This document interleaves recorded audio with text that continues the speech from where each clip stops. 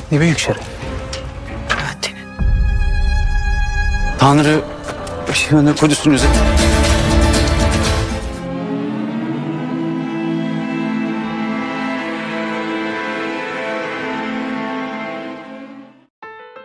Qadi Fazil mengajukan pengunduran diri kepada Salahuddin agar dibebas tugaskan akibat kasus kemarin. Namun tentu itu langsung ditolak karena Salahuddin membutuhkan persatuan sebelum penaklukan. Di Yerusalem, Catiline kembali mendapatkan kepercayaan rakyat akibat berani melawan Salahuddin dan menolak perdamaian dengan umat Islam. Itu didapatnya setelah berani menjarah kafilah ziarah sekaligus menentang Raja Gai.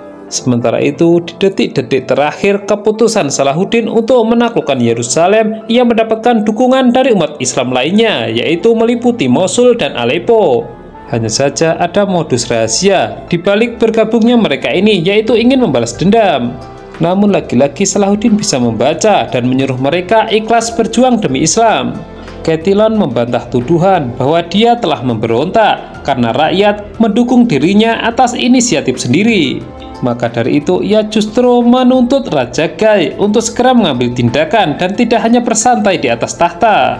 Sibila menolak keras jika mereka harus memilih peperangan karena adiknya sudah bersusah payah mengupayakan perdamaian. Di sisi lain, Boru tengah berduka atas kematian istrinya dan kakaknya Salahuddin menghampiri untuk memberikan dorongan semangat. Di samping itu, ia juga menerangkan apa arti perang ini bukan hanya semata-mata untuk balas dendam. Sementara itu, Halil menjadi duta besar Salahuddin untuk memberitahu pihak Yerusalem bahwasanya mereka diminta menyerah. Jika menolak, maka Yerusalem akan dikepung dan perang tidak bisa dihindarkan. Catiline yang merasa tersinggung atas ancaman ini menusukkan belatinya ke jantung Halil hingga membuatnya tewas. Hal yang tidak terduga ini sama halnya dengan memutus perjanjian perdamaian. Jadi Yerusalem mau tidak mau, siap tidak siap harus menghadapi Salahuddin.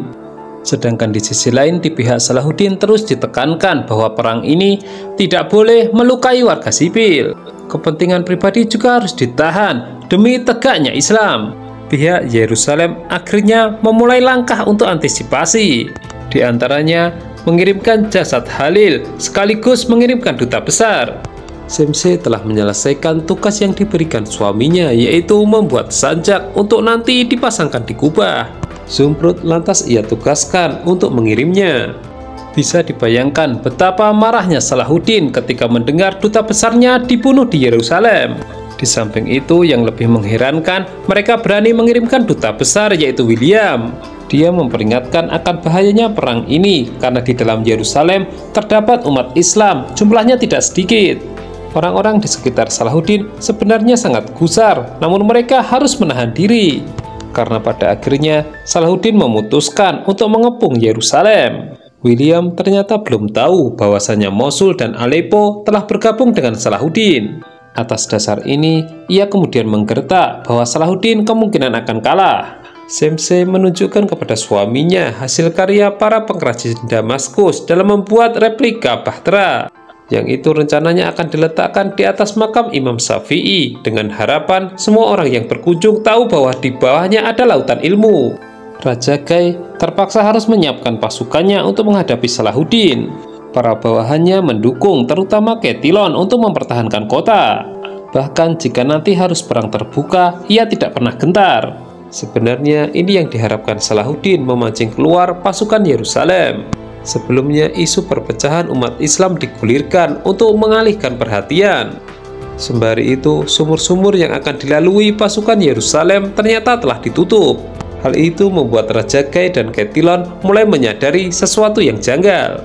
Di sisi lain, Belian yang ditugaskan melindungi kota bingung dengan keputusan Raja Gai, sebab sebagian pasukan dibawa keluar, sementara di kota hanya ditinggali warga sipil.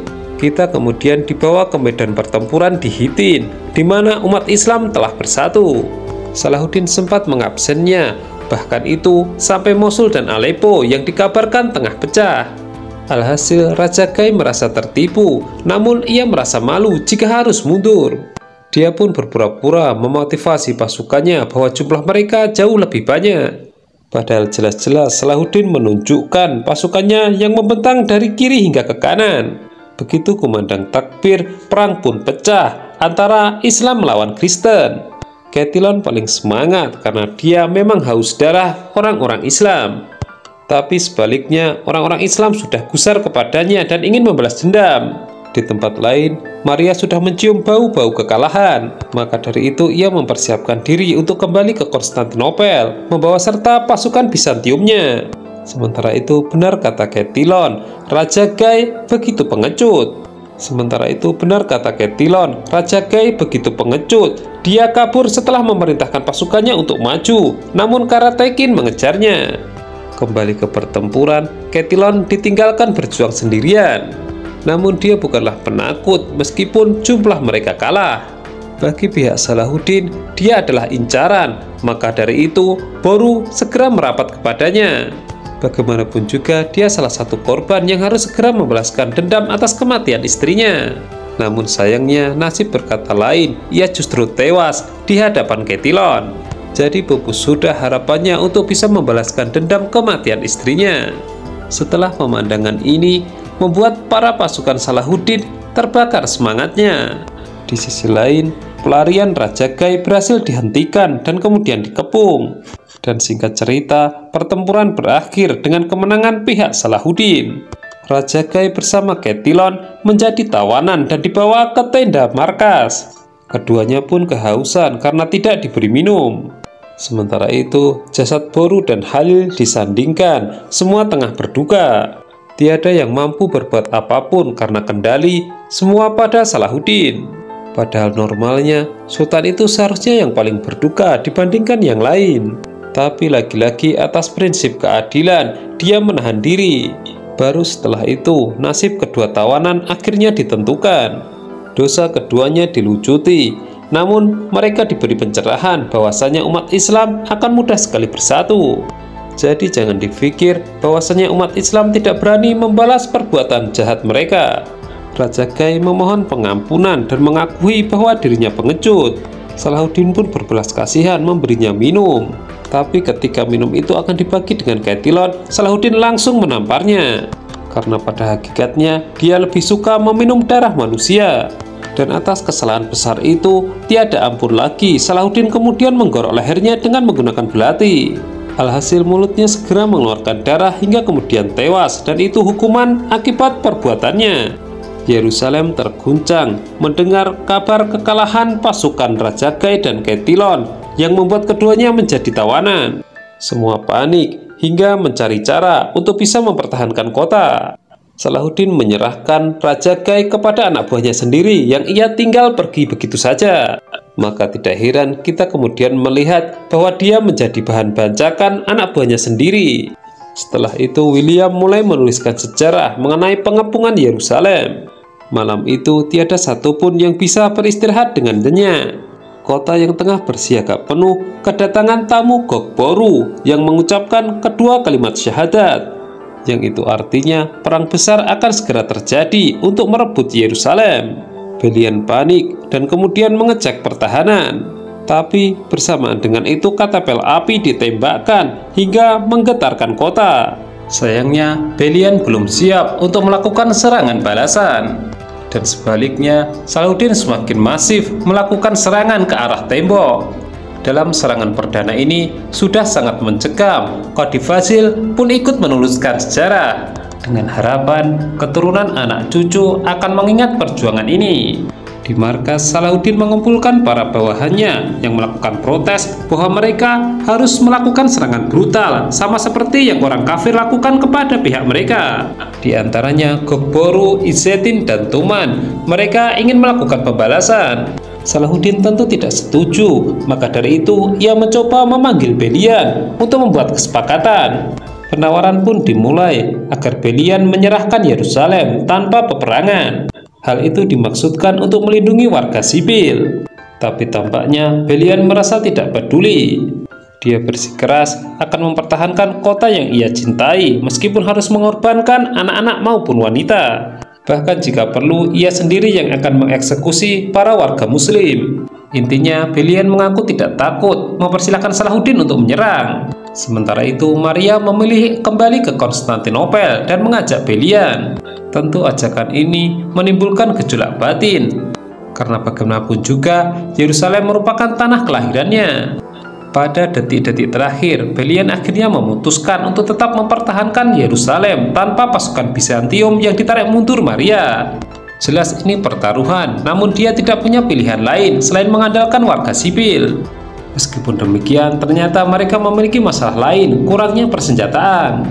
Izzeddin dan Tuman bertanya kepada Salahuddin bagaimana mereka bisa melindungi orang-orang yang kotanya akan mereka taklukkan. Hal itu sangat sulit, terlebih orang-orang kafir terlalu kejam terhadap keluarga mereka. Dari sini Salahuddin diminta menunjukkan keadilan yang selama ini ia gaungkan. Dengan berat hati, Belian mengumpulkan warga dan menyemangatinya agar ikut berperang. Dia mengibaratkan bahwa tanah kelahiran mereka dijajah, mereka harus mempertahankan. Di tengah perasaan dilema, Salahuddin mendapatkan nasihat dari Qadhi Fazil bahwasanya ia akan lebih berwibawa jika menegakkan keadilan. Sementara itu di Yerusalem, senjata mulai dibagikan kepada warga sipil, hanya saja jumlahnya kurang. Anak-anak dan wanita juga dilibatkan dan pengepungan dimulai kembali. Serangan katapel api yang melintasi udara datang bertubi-tubi, hanya saja kali ini Belian bisa membalasnya. Hal itu hanyalah kamuflase untuk menepis anggapan Salahuddin bahwasanya Yerusalem telah habis. Sebenarnya apa yang terlihat tidak seperti pada kenyataan. Para wanita dan anak-anak ketakutan dan berlindung di gereja. Bahkan Ratu Sibila sendiri harus pontang-panting ikut membantu pengobatan orang-orang yang terluka. Sebaliknya, Salahuddin membuat rencana baru karena pada kenyataannya Belian masih melakukan perlawanan. Buktinya anak panah bermata perak serta katapel dari dalam kota. Ratu Sibila tampaknya puas dengan pengalihan ini karena buktinya Salahuddin menghentikan pengepungan. Nah, kemudian diperlihatkan betapa cerdiknya Salahuddin. Dia berhasil memindahkan markas secara diam-diam. Lantas saja keesokan harinya Belian serta William dibuat shock. Sesuatu yang mustahil telah dilakukan Salahuddin. Mereka tidak mungkin bertahan dalam waktu yang lama. Tidak buang-buang waktu, serangan berikutnya segera dilancarkan. Hanya saja kita break sebentar untuk menyaksikan keadilan Salahuddin. Izzeddin dan Tuman dipanggil, apakah ia masih ingin melakukan balas dendam? Dan jelas saja keduanya sangat bersemangat. Sementara itu Belian meratapi kotanya yang hancur. Seorang gadis kecil menghadiahkan sebuah bunga sebagai penyemangat. Akan tetapi William kemudian menyadarkannya bahwa perjuangan mereka telah berakhir. Belian pun terpukul dan merasa sangat malu. Di sisi lain, Salahuddin menasihati Izzeddin dan Tuman bahwasanya mereka tidak akan tega menumpahkan darah di Masjid Al-Aqsa. Tapi jika keduanya masih bersikeras untuk membalas dendam, maka tawanan wanita dan anak-anak dihadirkan. Salahuddin lantas menyerahkan pedang agar keduanya membunuh tawanan itu di hadapannya. Tiba-tiba hati keduanya pun bergetar dan merasa tidak tega. Kata Salahuddin, seharusnya mereka malu terhadap Sultan Nureddin yang mengajarkan nilai-nilai ini. Bahwasanya perang bukan hanya masalah menang dan kalah, melainkan belas kasihan sesuai ajaran Islam. Dari sini masalah keadilan yang mereka tuntut telah selesai. Mereka menjadi sadar. Terlihat William telah menyiapkan tali gantungan untuk dirinya sendiri. Sedangkan Belian kembali menemui Salahuddin dengan melakukan penggertakan bahwasanya semua warga di dalam kota akan ia habisi. Dengan harapan penaklukan yang dilakukan Salahuddin tidak menghasilkan apapun. Tapi belakangan Belian akhirnya sadar dan menyerahkan kota itu kepada Salahuddin secara sukarela dengan janji dia bisa melindungi. Singkat cerita, Salahuddin dan rakyatnya memasuki Yerusalem seperti yang telah mereka impikan, dengan janji menciptakan kedamaian meskipun dengan penganut agama lain. Takbir terus berkumandang. Salahuddin memutuskan untuk mendekati Masjid Al-Quds. Salahuddin mulai bersujud syukur, lalu diikuti rekan-rekannya. Dilanjutkan dengan monolog bahwasannya mustahil Masjid Al-Aqsa dikuasai jika umat muslim tidak bersatu. Sungguh kata-kata yang indah melihat kondisi Palestina saat ini yang terus digempur oleh Zionis.